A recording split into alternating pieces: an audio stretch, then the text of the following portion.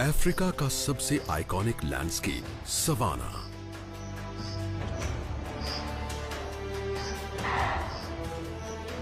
ऐसा स्टेज जहां कुदरत के शानदार प्लेज होते हैं।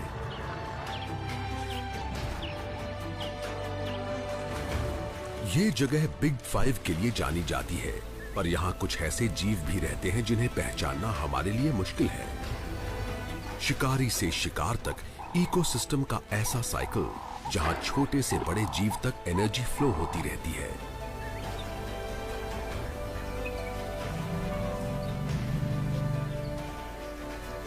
सवाना की जिंदगी के अनोखे ताने बाने में हर स्पीशीज एक खास रोल अदा करती है।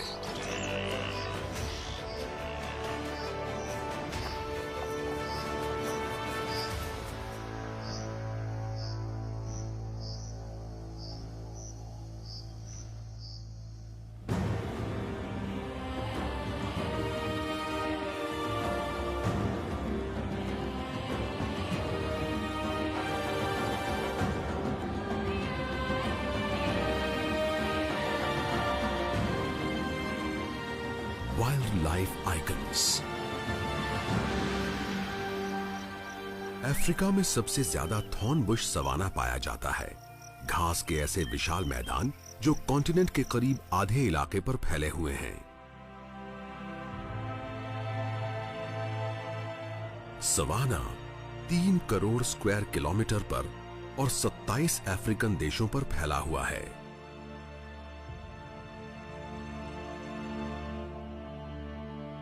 हमारे प्लैनेट का 20% हिस्सा ग्रासलैंड से ढका हुआ है।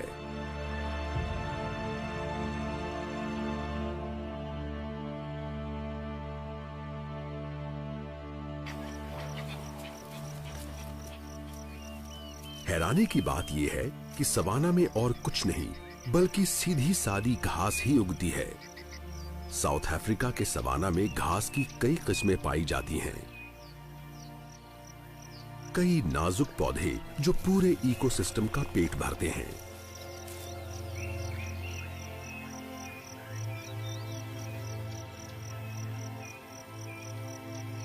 सवाना जिंदगी का काफी कॉम्प्लेक्स ताना बाना है। यहाँ फूड चेन के सबसे नीचे पौधे हैं और सबसे ऊपर हैं शिकारी। लाखों सालों से ये इलाका जिंदगी और मौत की कहानियों का गवाह बना है। ग्रासलैंड्स ग्रेजर्स के झुंडों के लिए किसी दावत से कम नहीं है,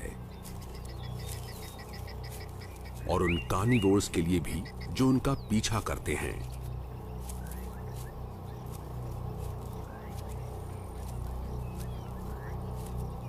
शेर सवाना के सबसे जबरदस्त शिकारी हैं।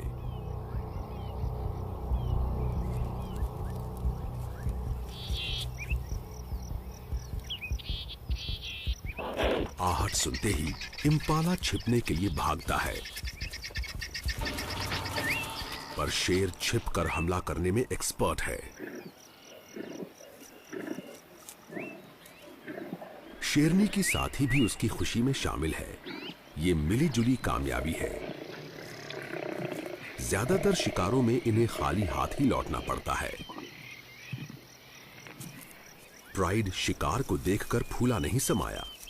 इस शिकार से इनके पूरे परिवार का पेट भरेगा, जिसमें बढ़ते बच्चे भी शामिल हैं, और इससे कई दिनों तक इनकी भूख शांत हो जाएगी। ऐसे ही हादसों की वजह से सवाना के फूड चेन की एनर्जी आगे बढ़ती रहती है। हर्बीवोर्स पौधों को खाते हैं और कार्निवोर्स हर्बीवोर्स को खाते हैं, यानी एक तरह से वो भी पौधे खाते हैं। सवाना नाम सुनते ही हमारे दिमाग में घास के खुले मैदान का नजारा उभरता है। ऐसा इलाका जहां पेड़ नहीं होते, जैसे तंजानिया का मशहूर सेरेंगेटी, पर हर घास का मैदान ऐसा नहीं होता। सवाना में बहुत सी जगहों पर पेड़ होते हैं जो घास के साथ साथ उगते हैं। सवाना के लिए सबसे जरूरी है लाइट। यहाँ के पेड़ फैले हुए होने चाहिए ताकि पत्तियों की छाया घास पर ना पड़े।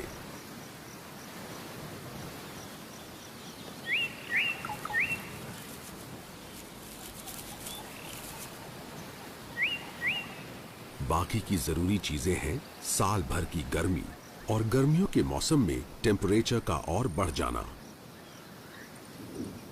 और साथ में गर्मियों की बारिश।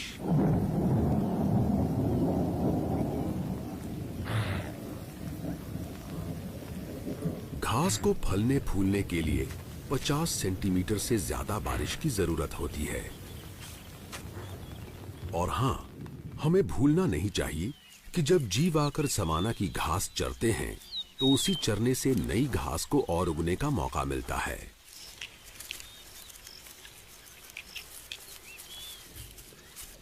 इस इकोसिस्टम में मौजूद सारे जीवों का पेट भरने के लिए सबसे पहला कदम है सूरज की एनर्जी का सही इस्तेमाल। पर जीव यहां सिर्फ खाने नहीं आते, ये एक सेफ जगह भी है जहां जीवों को शेल्टर मिलता है।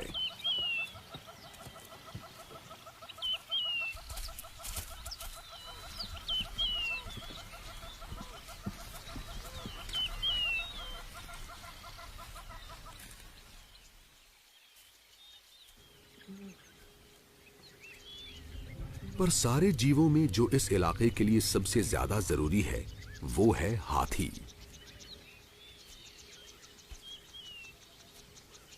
इनके खाने की आदतों से ये इलाका घास का खुला मैदान बना रहता है, नहीं तो बहुत जल्दी ये जंगल बन जाता।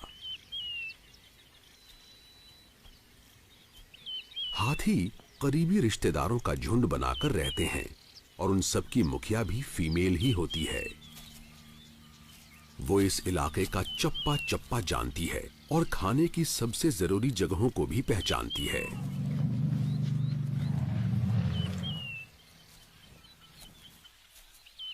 इसमें कोई हैरानी की बात नहीं कि हाथी बहुत ज्यादा खाते हैं। जमीन के जीवों में बुश एलिफेंट्स सबसे बड़े होते हैं और एक अडल्ट फीमेल का वजन 3 टन से ज्यादा होता है। उसके पूरे शरीर को एनर्जी देने के लिए उसके वजन का 5% यानी रोज 150 किलो की घास और पेड़ पौधों की जरूरत होती है।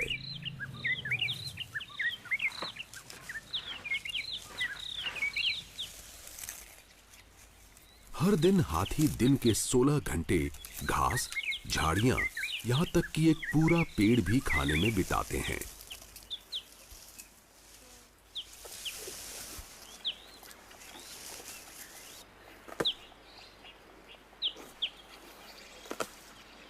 ऐसा लगता है कि झुंड जहां से गुजरता है वहां अपने पीछे बर्बादी का नजारा छोड़ जाता है। पर सच्चाई ये है कि ये बर्बादी सवाना के लिए जरूरी है। किसी इलाके में पेड़ गिराकर ये पेड़ों से होने वाली छांव को कम करते हैं, जिससे रोशनी नीचे की घास तक पहुंच पाती है और वो अच्छे से उग पाती है। गिरी हुई ब्रांचेस से नई घास को प्रोटेक्शन मिलता है, क्योंकि तब ग्रेजर्स उन तक पहुंच नहीं पाते।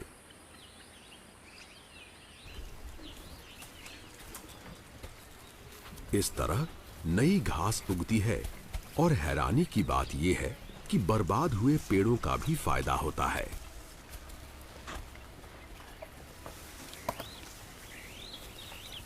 अकेशिया जैसी हार ना मानने वाली स्पीशीज ने फिर से उगकर अपनी बर्बादी का सामना करना सीख लिया है। अकेशिया का पौधा अपने बीजों को फैलाने के लिए भी हाथियों पर ही डिपेंड करता है। हाथियों का डाइजेशन कमजोर होता है, तो वो जो बीज खाते हैं वो कई बार बिना डैमेज हुए ऐसे ही निकल जाते हैं।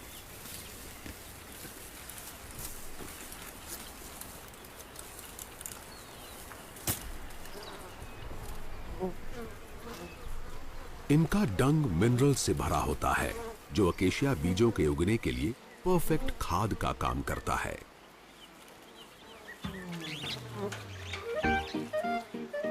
ये मिनरल्स बाकी जीवों को भी सहारा देते हैं। डंग बीटल्स उसे खाते हैं और डंग बॉल्स को धक्का देकर दूर ले जाते हैं ताकि उससे घोंसला बना सकें, जो उनके लार्वे के खाने की तरह काम आएगा। ये कामकाजी बीटल्स आसपास की मिट्टी को फर्टिलाइज करते हैं और बीजों को भी फैला देते हैं, और यही बीज नए इलाकों में उगते हैं। तो हाथी जो पौधे खाते हैं, उन्हें उनके ही खाद से न्यूट्रिशन भी मिलता है, और जीवन की एक दूसरे से जुड़ी कड़ियां आगे बढ़ती जाती हैं। एक बार परिवार का पेट भर जाए तो हेड फीमेल इन्हें खाने के लिए नए इलाकों में ले जाती है। इस इलाके को नया बनाने के लिए हाथी बहुत जरूरी होते हैं, और फिर ये अलग अलग तरह के जीवों का घर बनता है। दुनिया में सबसे ज्यादा एंटीलोप अफ्रीका में ही पाए जाते हैं, जिसमें से ज्यादातर सवाना में रहते हैं। ब्लू विल्डरबीस्ट के बड़े हर्ड्स यहाँ इकट्ठा होते हैं और फास्फोरस और नाइट्रोजन से भरपूर घास चरते हैं। घास के खत्म हो जाने पर मजबूरी में विल्डरबीस्ट को आगे बढ़ना ही होगा। नए इलाकों की तलाश में कई बार ये दूसरे जीवों के झुंडों के साथ हो लेते हैं। शिकारियों से बचने के लिए विल्डरबीस्ट ग्रुप बनाकर रहते हैं, और कई बार ये ज़ीब्रा जैसे ग्रेजर्स के साथ रहना पसंद करते हैं। हैरानी की बात यह है कि खाने की अलग अलग आदतें होने की वजह से इन स्पीशीज के बीच खाने को लेकर कोई मनमुटाव नहीं होता।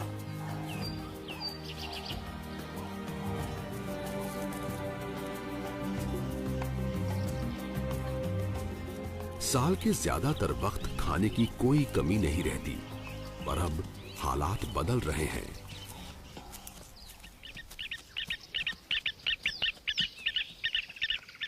सूखे का अंत हो रहा है, जो सवाना में बहुत ही मुश्किल वक्त होता है। कई महीनों से बारिश नहीं हुई है, और भूखे ग्रेजर्स ने घास को पूरी तरह से चर डाला है, पर घास खत्म नहीं हुई है। अगर बारिश आ गई तो ये फिर से उग जाएगी, पर अब बची है पचने में मुश्किल सूखी सख्त घास। साल के इस वक्त ग्रेजर्स को खाने की कमी महसूस होती है, पर हैरानी की बात है कि इस मुश्किल वक्त में भी इनका खाने को लेकर आपस में कोई झगड़ा नहीं होता।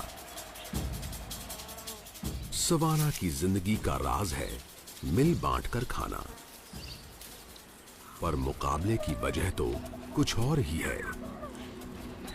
मेटिंग सीजन की शुरुआत हो रही है। जीव एक दूसरे को आंक रहे हैं कि कौन उनका दुश्मन या साथी बनने लायक है।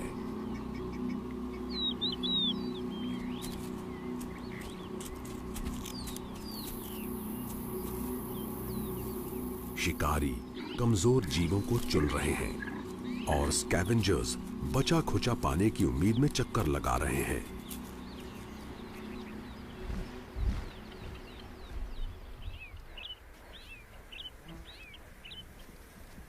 शेर हमेशा अपने अगले शिकार की तलाश करते रहते हैं। इनके झुंड को प्राइड कहा जाता है, जिसमें करीबी रिश्तेदार फीमेल्स और इलाके का सबसे ताकतवर शेर शामिल होता है। यह सच है कि शेर एक खतरनाक शिकारी है, पर असल में वो अपना ज्यादातर वक्त सोकर बिताते हैं। ज्यादातर यानी दिन के 20 घंटे। प्राइड का सारा काम रात के वक्त होता है, जब इनकी नाइट विजन इन्हें आसानी से शिकार करने में मदद करती है। आंख के नीचे की रिफ्लेक्टिव स्ट्रिप की वजह से शेर कम रोशनी में भी अच्छे से देख पाते हैं।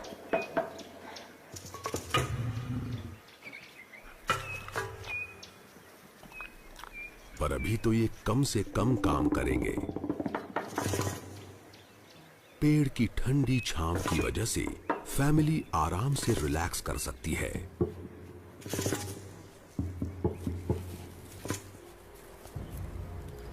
पर यह आराम ज्यादा देर के लिए नहीं है। सवाना के कार्निवोर्स में बहुत तगड़ा मुकाबला होता है। ये सब मांस खाते हैं और शिकार करना बहुत मुश्किल होता है।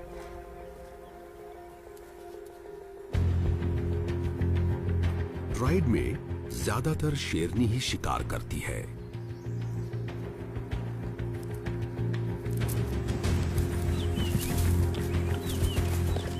सब मिलकर शिकार करें, फिर भी कोई गारंटी नहीं कि शिकार करने में सफल हो जाएंगे।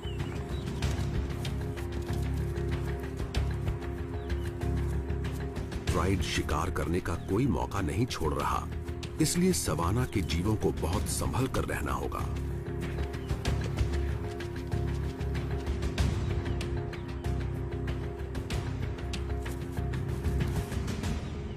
पर राइनो को डरने की जरूरत नहीं है।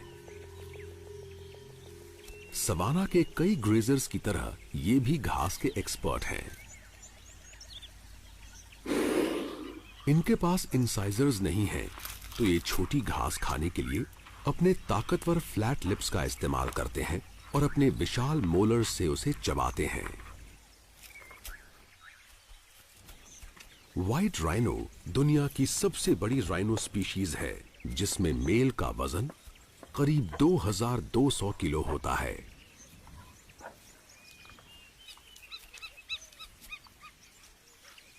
फीमेल के साथ इसका 6 महीने का बच्चा भी है। पर मेल के पास होने से इन्हें काफी खतरा है। बच्चों वाली मां ज्यादा झगड़ा मोल नहीं लेती, और अगर एक मेल ने किसी फीमेल को साथी के तौर पर चुन लिया तो वो बीच में आने वाले किसी को भी नहीं छोड़ता, फिर चाहे वो छोटे बच्चे ही क्यों ना हो। अजीब बात है कि मां ने अपने बच्चे को विशाल मेल के पास जाने की इजाजत दे दी। ये अपने नुकीले सींग से एक ही झटके में बच्चे का काम तमाम कर सकता है।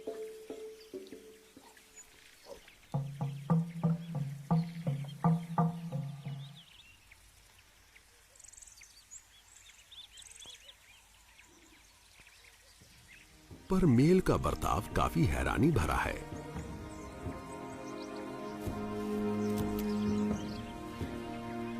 इसे छोटे बच्चे का अपने पास आना अच्छा लगा और इसने खेल ही खेल में उसे धक्का भी दिया।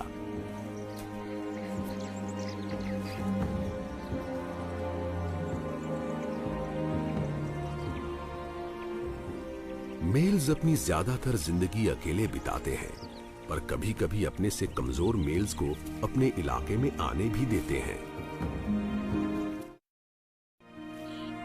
इस खतरनाक एडवेंचर के बाद छोटा बच्चा अपनी मां के पास चला जाता है। सवाना में इसके जिंदा बचने के लिए सबसे जरूरी इसकी मां है, क्योंकि जिंदगी के पहले 2 सालों में वही तो इसे पूरी तरह सेफ रखेगी। हालांकि इसने ऊपर का खाना शुरू कर दिया है, पर फिर भी बच्चा 1 साल तक अपनी मां का दूध पीता रहता है।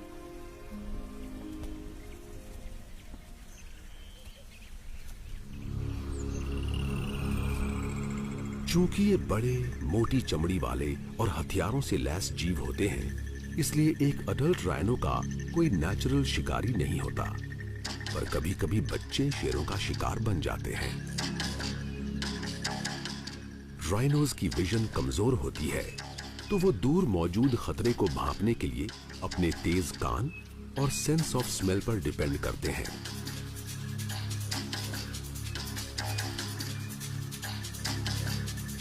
मां शेर को साफ साफ देख तो नहीं पा रही, पर वो उसे स्मेल जरूर कर सकती है। इसका बच्चा आसान शिकार बन सकता है, इसलिए ये कोई खतरा नहीं उठाएगी। राइनो 40 किलोमीटर प्रति घंटे की रफ्तार से भागकर सामने वाले को जोरदार टक्कर मार सकते हैं।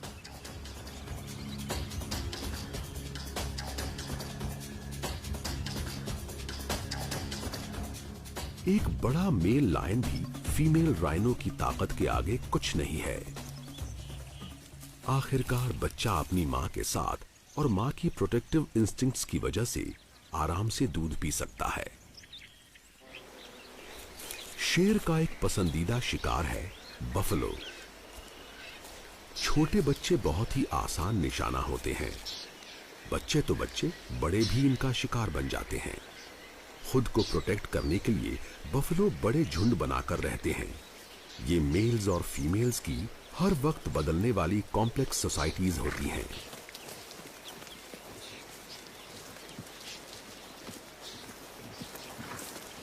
अगर पूरा झुंड या हर्ड एक हो जाए तो ये शेरों की पूरी प्राइड का सामना कर सकता है। पर हर्ड्स पर ऐसे जीव भी हमला करते हैं जो इनके खून के प्यासे होते हैं। पैरासाइट्स के झुंड इनकी चमड़ी से चिपककर खून पीते रहते हैं।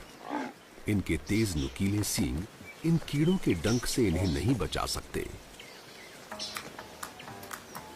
पर बफलो ने भी एक प्लान बना रखा है, जो है रेड बिल्ड ऑक्सपेकर्स के साथ मिलजुल कर रहना। ये मददगार पक्षी इनके शरीर पर से फ्लीज, टिक्स और स्वॉर्मिंग फ्लाइज को चुन चुनकर खा जाते हैं। परेशान करने वाले कीड़ों से पीछा छुड़ाने के लिए बफलो इन पर ही डिपेंड करते हैं और ऑक्सपेकर को भी कभी ना खत्म होने वाली दावत मिलती रहती है। हर्ड जहां भी जाता है, ऑक्सपेकर इनके साथ हो लेते हैं।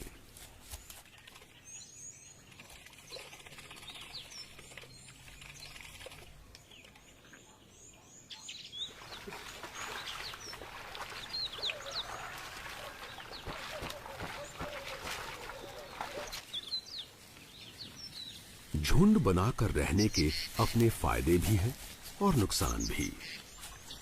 बफलो के लिए झुंड की जिंदगी का मतलब है खाने को बांटना। तो ये खाने में ज्यादा नखरे नहीं दिखा सकते।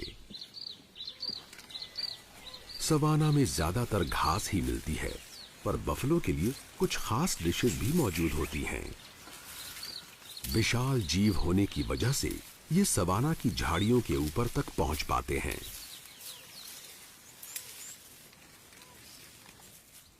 सवाना का एक और एक्सपर्ट है दुनिया का सबसे बड़ा एंटीलोप, ईलैंड।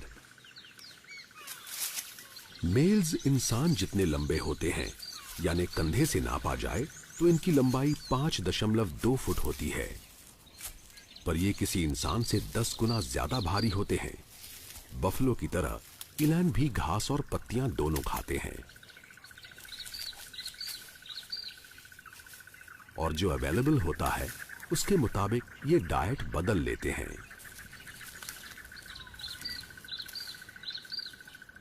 ईलैंड की खासियत है चलते वक्त क्लिक की आवाज करना। ये उसकी ताकत का सिग्नल है। मेल जितना बड़ा होगा, उसकी क्लिकिंग की आवाज उतनी जोरदार होगी।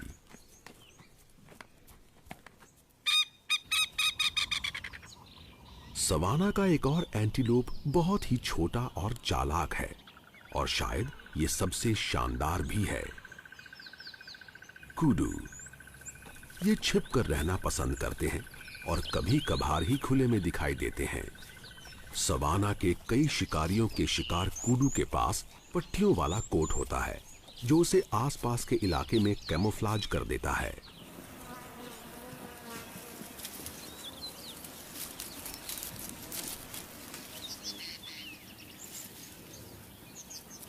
सारे रूमिनेंट जीवों की तरह इस फीमेल को भी अपने खाने को च्यू करना ही होगा। ये हर बाइट चबाते हैं, उसे निगलते हैं, फिर खाने को पेट से मुंह में लाते हैं और फिर थोड़ा और चबाते हैं।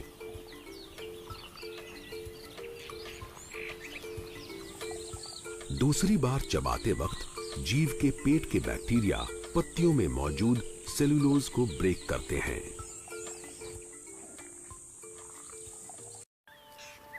झाड़ियों के बीच छिपे कूडू की तरह सवाना के सारे जीवों की जिंदगी इस अनोखे इलाके में पाए जाने वाले अलग अलग हैबिटेट की वजह से टिकी हुई है।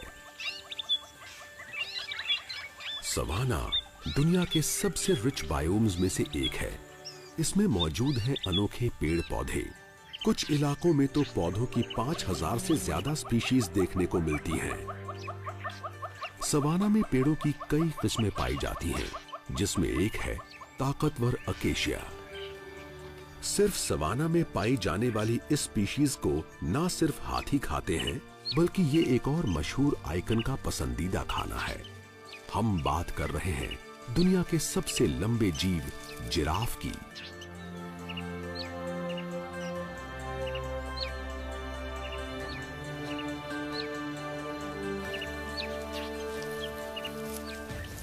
मेल जिराफ की लंबाई करीब 16 फुट होती है, जिससे वो पेड़ों के ऊपरी हिस्सों की पत्तियों तक पहुंच पाते हैं। लंबी टांगों की वजह से जिराफ का चलने का अंदाज बहुत अजीबोगरीब होता है। अपने बड़े डिनर प्लेट साइज्ड हूव्स की वजह से गिरने से बचने के लिए इनकी एक तरफ की दोनों टांगे एक साथ आगे बढ़ती हैं। कम एक्सेलरेशन होने के बावजूद 55 किलोमीटर प्रति घंटे की स्पीड से दौड़कर ये शेरों को पीछे छोड़ सकते हैं।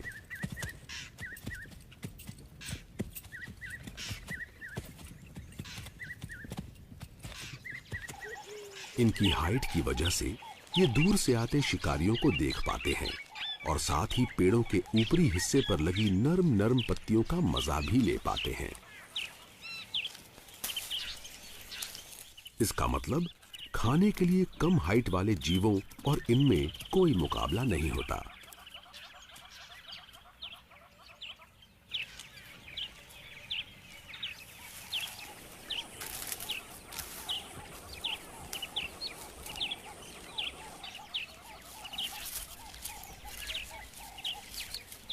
इन्हें फायदा सिर्फ अपनी लंबी गर्दन से ही नहीं मिलता।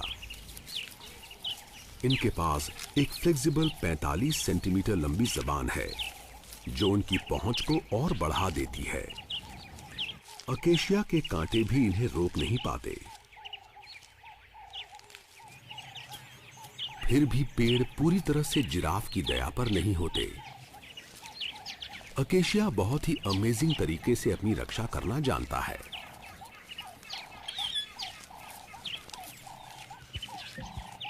जैसे ही ब्राउजर पेड़ को खाते हैं, उसकी पत्तियां जहरीला टैनिन बनाने लगती हैं।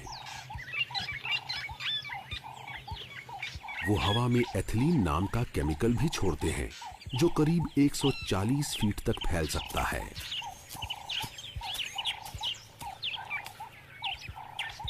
साइंटिस्ट्स ने यह पता लगा लिया है कि अकेशिया जिराफ से एक कदम आगे रहते हैं। जिस पेड़ को नुकसान हुआ है वो केमिकल्स छोड़ता है और आसपास के पेड़ उस केमिकल को पहचान कर अपने केमिकल डिफेंसेस को एक्टिवेट कर लेते हैं। कुछ ही मिनटों में इलाके के सारे पेड़ जहरीले हो जाते हैं।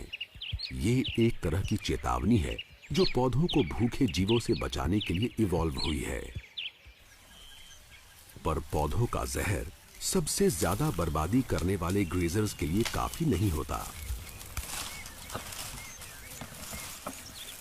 फीमेल हेड और उसका परिवार पास के पेड़ों को खाने में लगा हुआ है।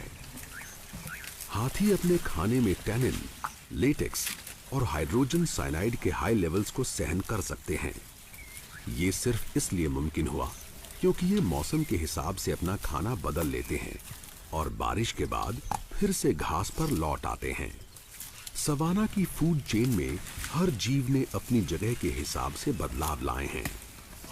ये है कुदरत का अपना रिसाइकलिंग सिस्टम,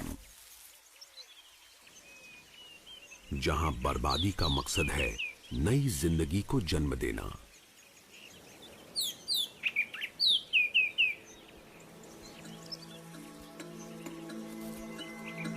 सूखे मौसम के अंत में सबके सर पर जुनून छाया हुआ है।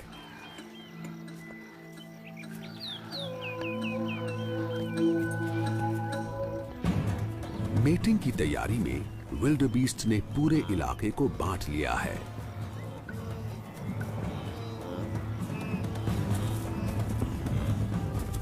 और फिर से वही सब शुरू हो चुका है। हर मेल अपनी छोटी सी जमीन को बचाने के लिए लड़ रहा है।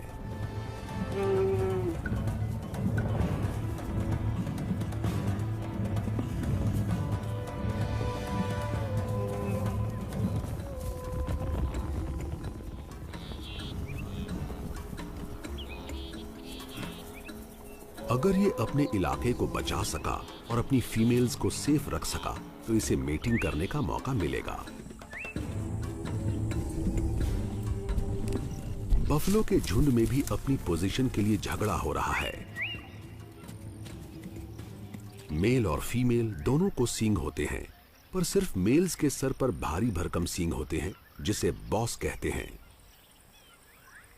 ये सींग या हॉर्न्स हथियार की तरह होते हैं और सामने से हुए वार से खुद को प्रोटेक्ट करने के भी काम आते हैं। किसी मेल को फीमेल का दिल जीतने और किसी बच्चे का बाप बनने में 8 साल लग सकते हैं। मेल ज़ीब्रास पर भी जुनून छाया हुआ है। अपने विरोधियों को हराकर ही मेल अपनी फीमेल्स पर काबू कर सकता है।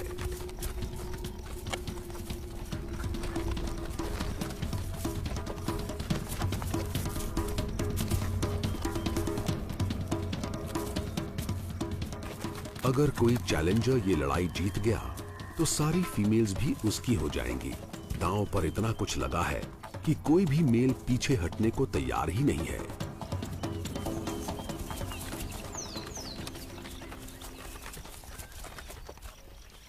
पर मार धाड़ से हमेशा बात नहीं बनती।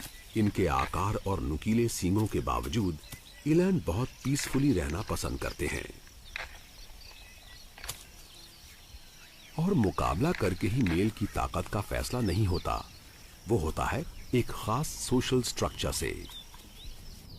गर्दन के नीचे की मोटी चमड़ी यानी ड्यूलैप या थैले के साइज से लेकर इनके सींगों का साइज जैसी चीजें ये फैसला करती हैं कि फीमेल्स के दिल में कौन जगह लेगा। पर साल के इस वक्त सबसे जरूरी है शांति बनाए रखना। बड़े जिराफ आमतौर पर अकेले रहना पसंद करते हैं, पर फीमेल से मेटिंग करने के लिए इन्हें अपनी ताकत का सबूत देना होगा।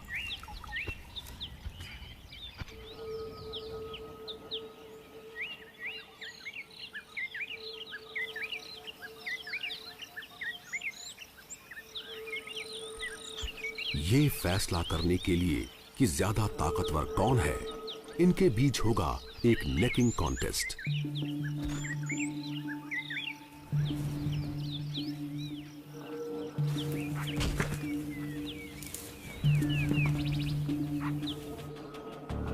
पैरों को निशाना बनाकर दोनों सामने वाले को गिराने की कोशिश में हैं।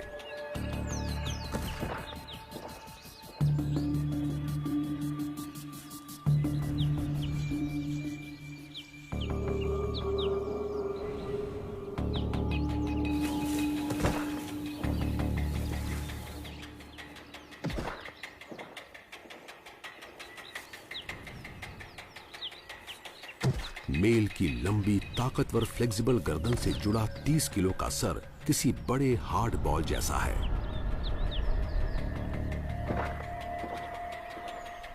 और उसके छोटे टफ सींग किसी को भी घायल कर सकते हैं।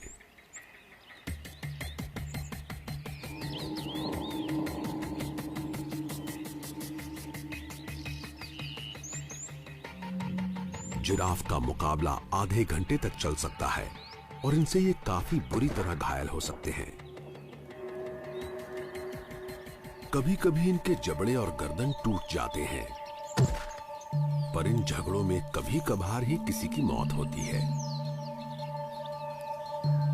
लगता है हमें अपना विनर मिल गया है।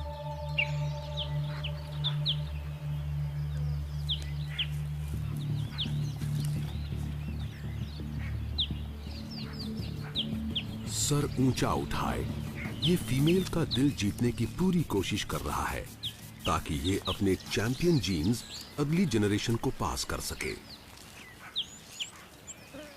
इसका अगला चैलेंज है किसी फीमेल का दिल जीतना।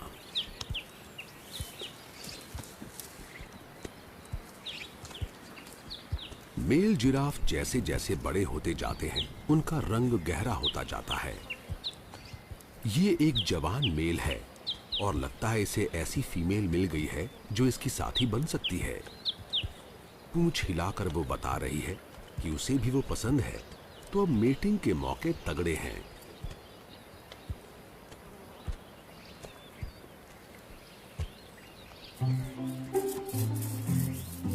इसमें कोई इत्तेफाक नहीं कि सवाना के सारे जीव ब्रीडिंग के लिए यही वक्त चुनते हैं। कई स्पीशीज के लिए नई जनरेशन के पैदा होने और बारिश के शुरू होने का एक ही वक्त होता है। आने वाली बारिश से सवाना हरी हरी घास से भर जाएगा, वो खाना जो आने वाले नन्हे मेहमानों की भूख शांत करेगा। शिकारी जीव साल भर ब्रीड करते हैं ताकि वो ऐसे वक्त अपने बच्चों को पाल सकें जब किसी चीज की कोई कमी नहीं होती। शेरों के ज्यादातर बच्चे तभी होते हैं जब आसपास शिकार की कमी नहीं होती।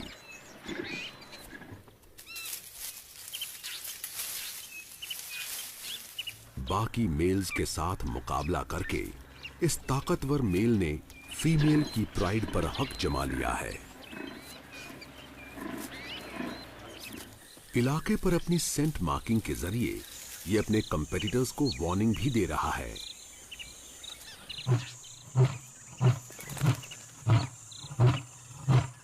कई दिनों से इसका दिल एक फीमेल पर आया हुआ है।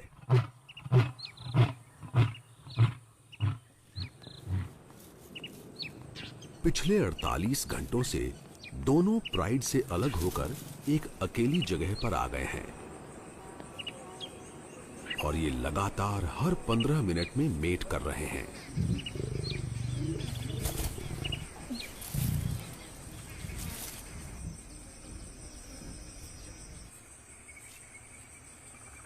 शेर बहुत जल्दी और दिन और रात भर में 40 बार तक मेट करते हैं ताकि फीमेल प्रेग्नेंट हो ही जाए।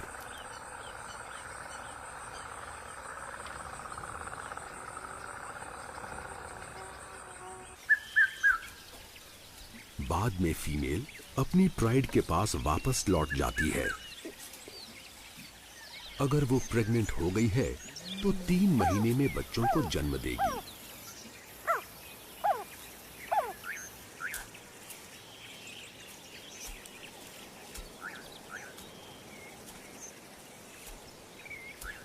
कई फीमेल्स के तो बच्चे हो चुके हैं और उन पेटुओं को पालना थकाने वाला काम है।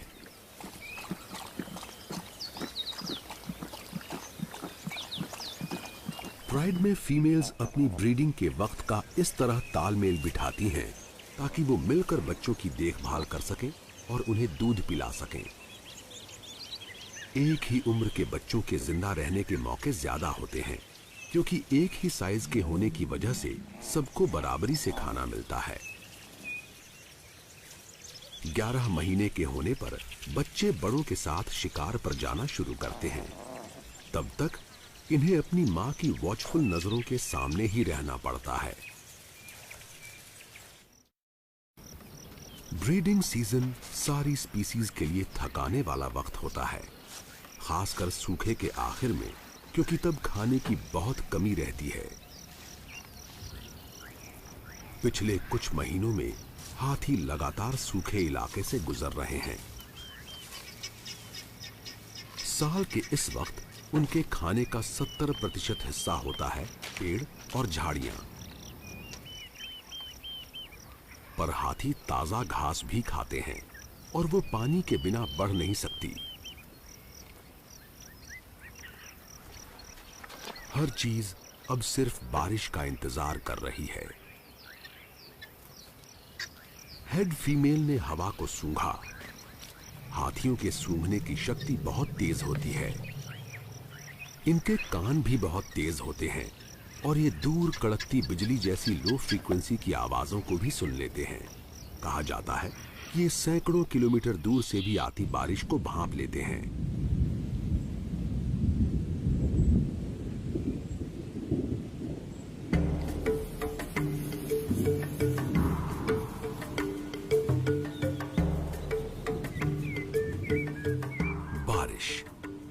ये सवाना के लिए एक एसेंशियल इंग्रेडिएंट है।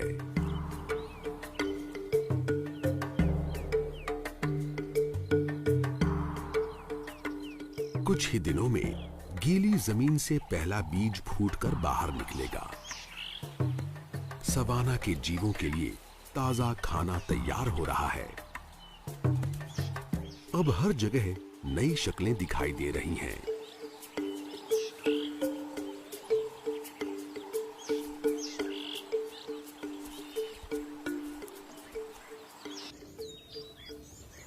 खुले इलाके में फीमेल ब्लेसबॉक एंटीलोप्स ने बच्चों को जन्म देना शुरू कर दिया है। ऊंचे आसमान से वेरोज ईगल ने नीचे की एक्टिविटी देख ली है। ईगल किसी बड़े एंटीलोप पर हमला नहीं कर पाएगा, पर अभी अभी पैदा हुए बच्चों को तो शिकार बना ही सकता है।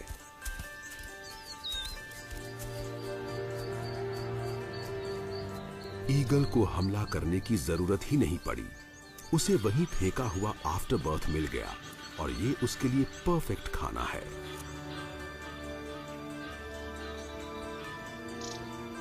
वेरोज ईगल्स की जोड़ियां जीवन भर साथ रहती हैं और इसकी साथी भी काफी भूखी है।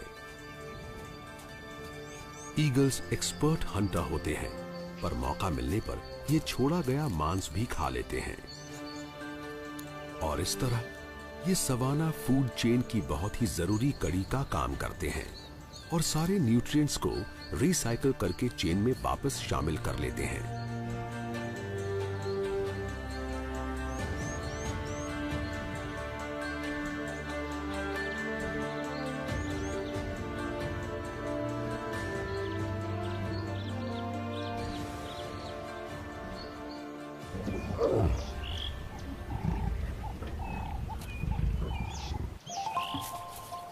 शेरों की प्राइड में कुछ नए चेहरे दिख रहे हैं। एक फीमेल अपने 6 हफ्तों के बच्चों के साथ लौटी है।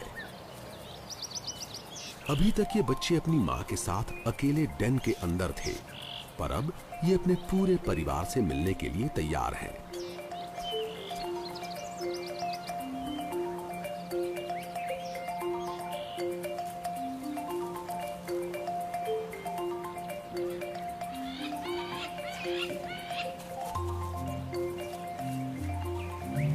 वो फीमेल कब्स जो जिंदगी भर इसी प्राइड में रहेंगी, उनके लिए ये शुरुआत है लंबे रिश्ते की। साल के इस वक्त जन्मे इन बच्चों के लिए खाने की कोई कमी नहीं है और अब जब बच्चे बड़े हो गए हैं, ये शिकार में अपना पूरा हिस्सा लेने में पीछे नहीं हटेंगे।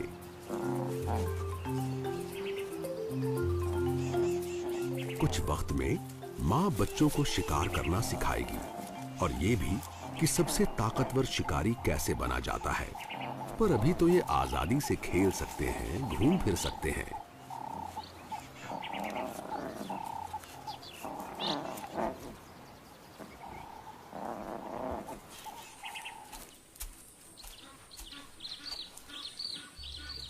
बारिश अपने साथ बहुत सारा पानी लाई है और सारे वाटर होल्स भर चुके हैं।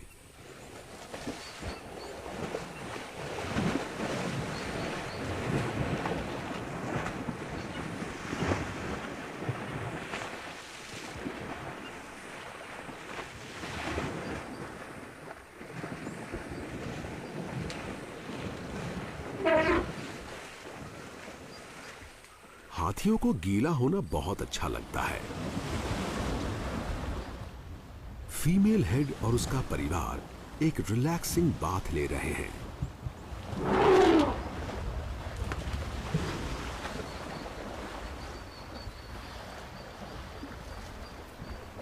हाथी सूखे के दौरान भी पीने का पानी ढूंढने में एक्सपर्ट होते हैं और अगर ऐसी गहरी वाटर बॉडी मिल जाए जिसमें कूदा जा सके तो मजा आ जाता है।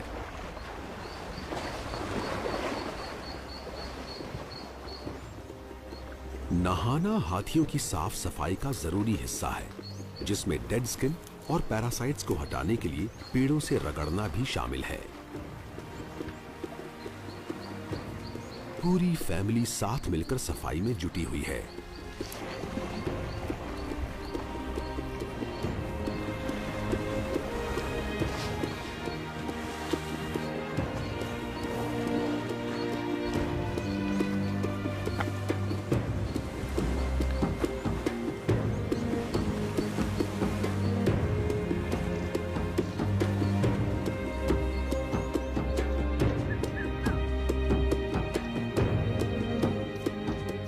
सवाना अफ्रीका के जंगलों के बीचों बीच है। यहाँ जानवरों और पौधों की किस्मत एक दूसरे से जुड़ी हुई है। एक ऐसे कभी न खत्म होने वाले साइकिल में जो अपने साथ बदलाव और नया जीवन लेकर आता है।